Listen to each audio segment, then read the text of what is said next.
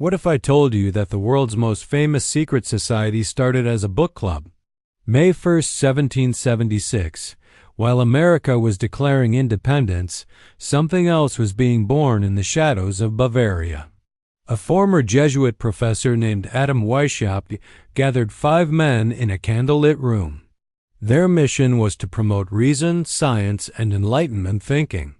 They called themselves the Illuminati, the Enlightened Ones. But here's where history gets twisted. This group that supposedly controls the world today barely lasted 10 years. Yet somehow, 250 years later, their symbol is allegedly on your dollar bill. Jay-Z throws up their triangle hand sign. Conspiracy theorists see their influence in every major world event. Presidents, pop stars, and power brokers allegedly answer to them. But the real story is far stranger than fiction, because what you think you know about the Illuminati, almost all of it is wrong. Let's go back to the beginning, to 1776 Bavaria. Adam Weishaupt was 28 years old, a law professor at the University of Ingolstadt. He was frustrated with the Catholic Church's grip on education and government. He wanted to create a society that valued rational thought over religious dogma. On May 1st, he founded the Order of the Illuminati with just 5 members. Their initial name was even less intimidating, the Order of Perfectibilists. They adopted elaborate rituals borrowed from Freemasonry. Members used pseudonyms taken from classical antiquity. Weishaupt called himself Spartacus. Their goals were actually quite progressive for the 1700s. They opposed superstition, religious influence in public life, and abuses of state power. They promoted education, rational discourse, and equality. In their meetings, social rank was supposed to disappear, a radical idea for feudal Europe. The organization grew slowly at first, recruiting intellectuals and freethinkers. By 1782, they had infiltrated Masonic lodges across Germany and Austria. At their peak, they had around 2,000 to 2,500 members. Important people joined, including writers, politicians, and even some nobility. But here's the critical fact: they were never as powerful as the myths suggest. They were a discussion group, not a government-controlling shadow cabal. However, the Bavarian authorities didn't see it that way. Duke Karl Theodor of Bavaria was deeply conservative and suspicious of secret societies. In 1784, he issued an edict banning all secret organizations. The Illuminati went from secretive to hunted. Police raided members' homes and seized documents. These papers revealed the group's structure, membership lists, and correspondence. Nothing in those documents suggested world domination plans. They showed philosophical debates, recruitment strategies, and internal squabbles. By 1785, the order was completely dissolved. Weishaupt was fired from his university position and exiled from Bavaria. The Illuminati had existed for less than a decade. Their actual influence on world events was minimal to non-existent. That should have been the end of the story. But instead, it was just the beginning. Because 3 years later, in 1788, a conspiracy theory was born that would never die. Augustin Barruel, a French Jesuit priest and conspiracy theorist, published a book. It was called Memoirs Illustrating the History of Jacobinism. In it, Barruel made an explosive claim: the Illuminati caused the French Revolution. He argued they had infiltrated Masonic lodges across Europe, that they secretly orchestrated the overthrow of the French monarchy, that they were responsible for the Reign of Terror, and that they were plotting to destroy all monarchies and religions. His evidence?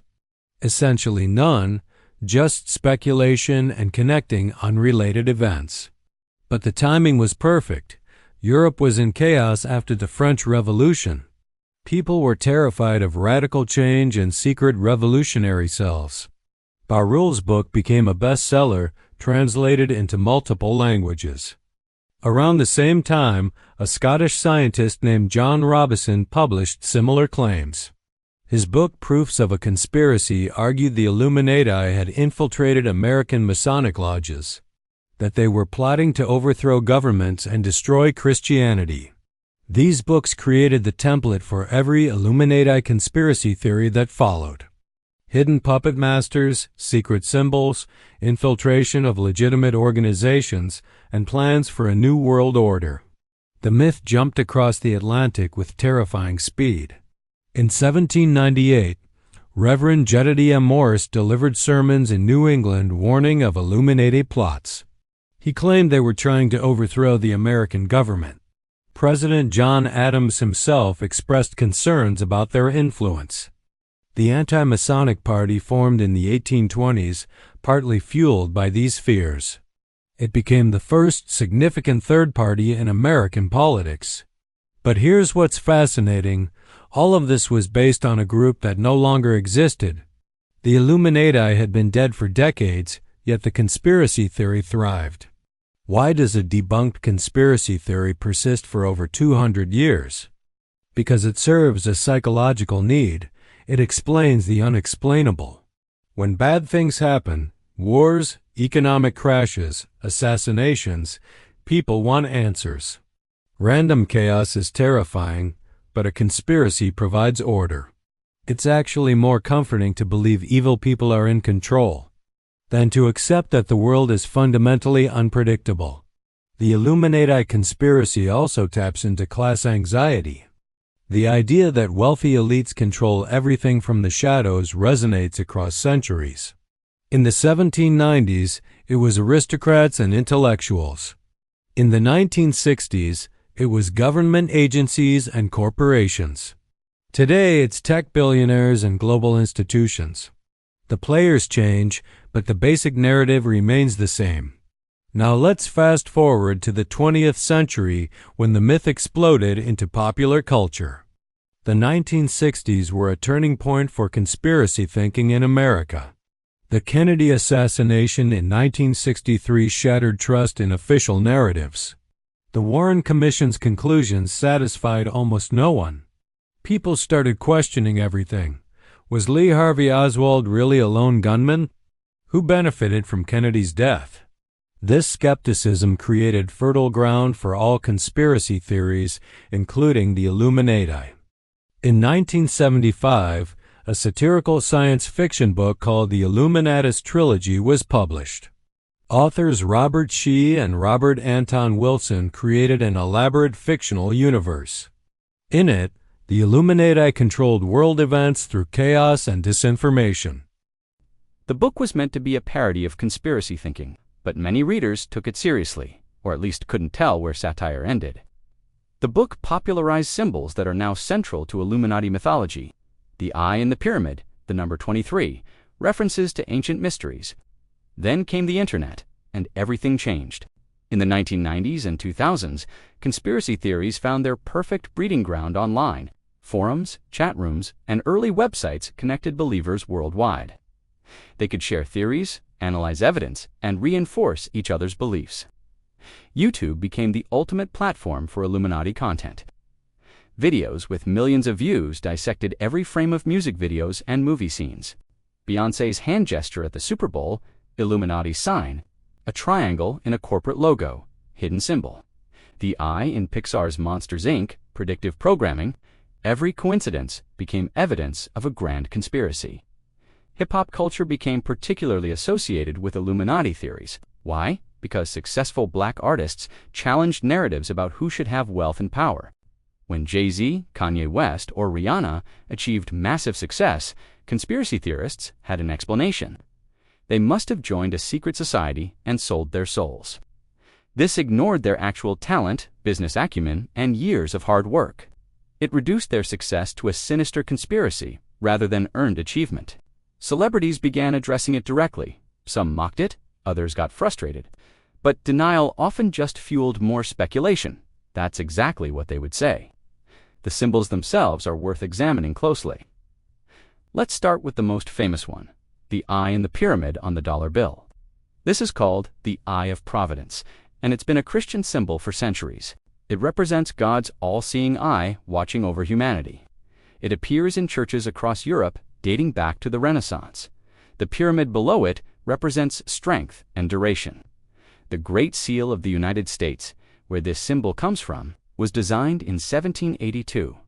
A committee including Benjamin Franklin, John Adams, and Thomas Jefferson worked on it.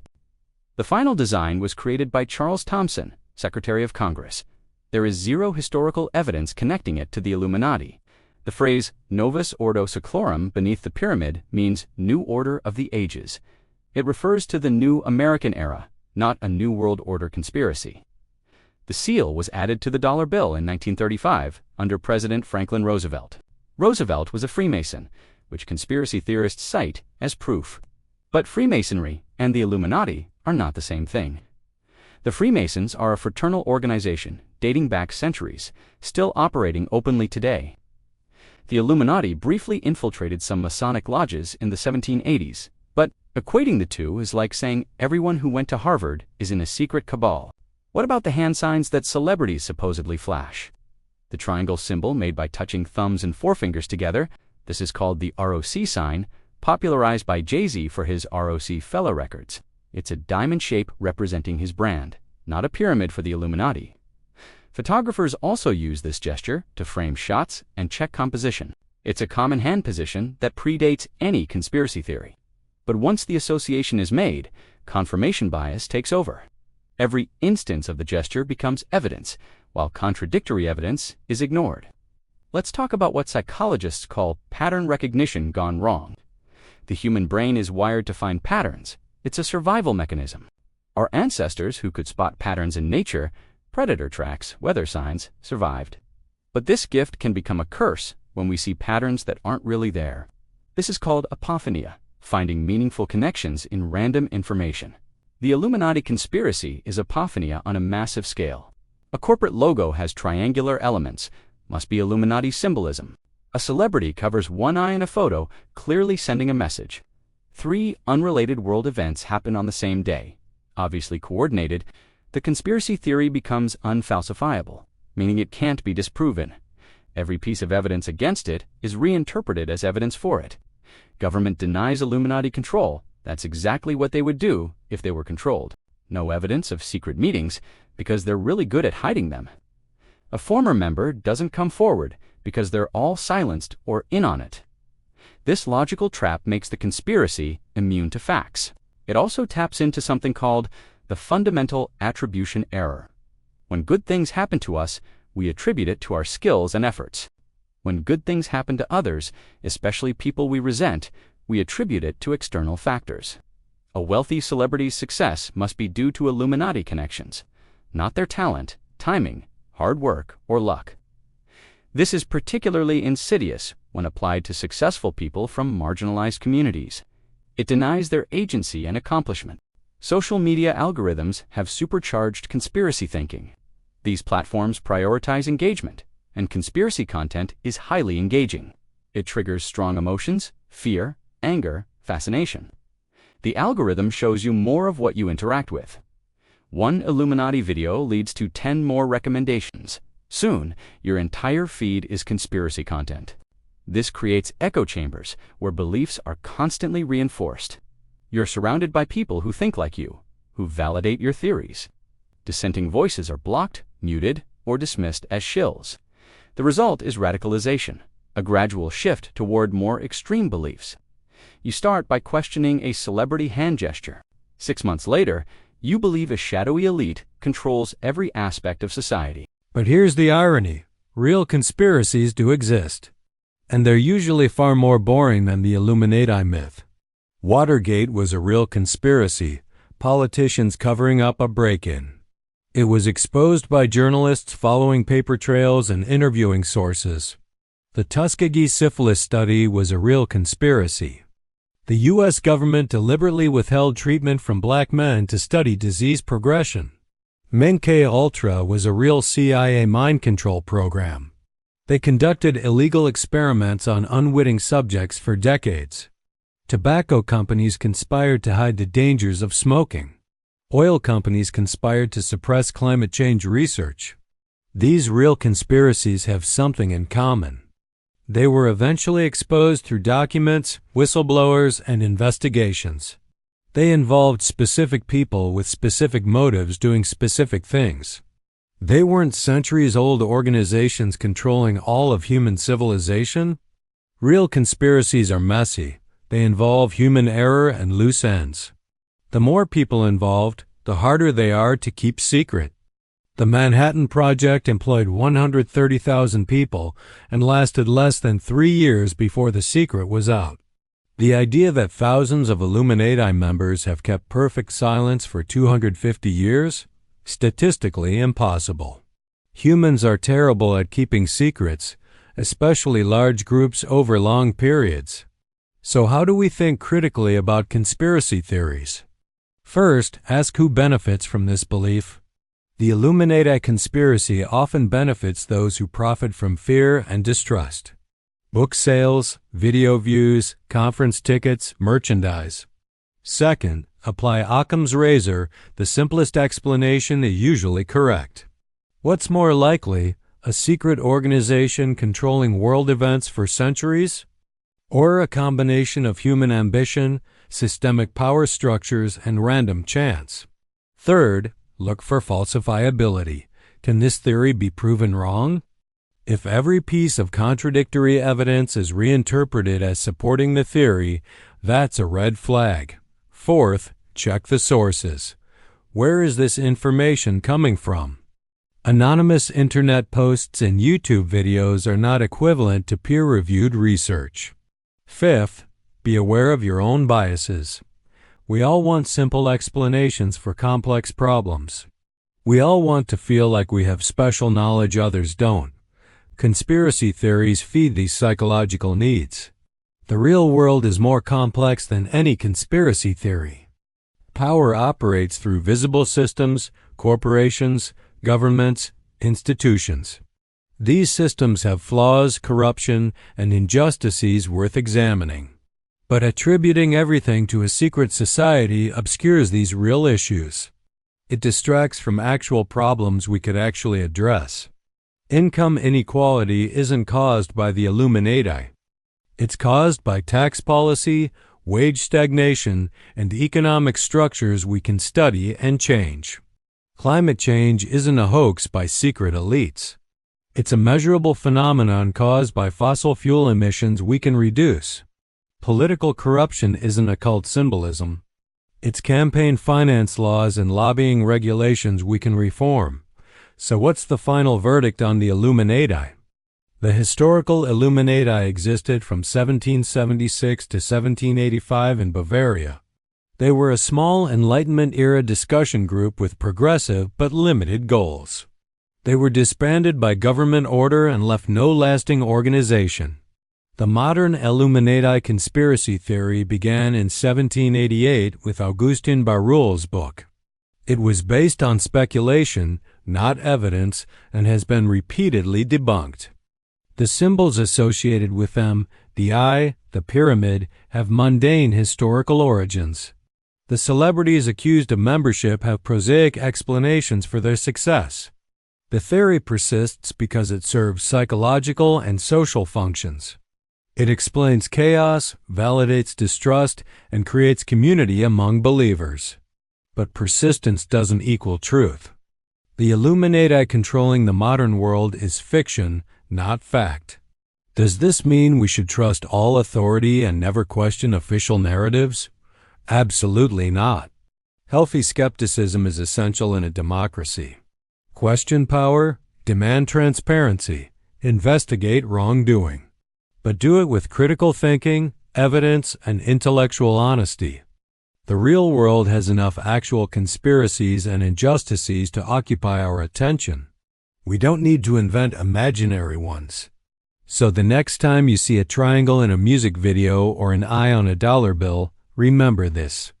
Sometimes a triangle is just a triangle. Sometimes an eye is just an eye. And sometimes the world is exactly as complicated as it appears. No secret society required.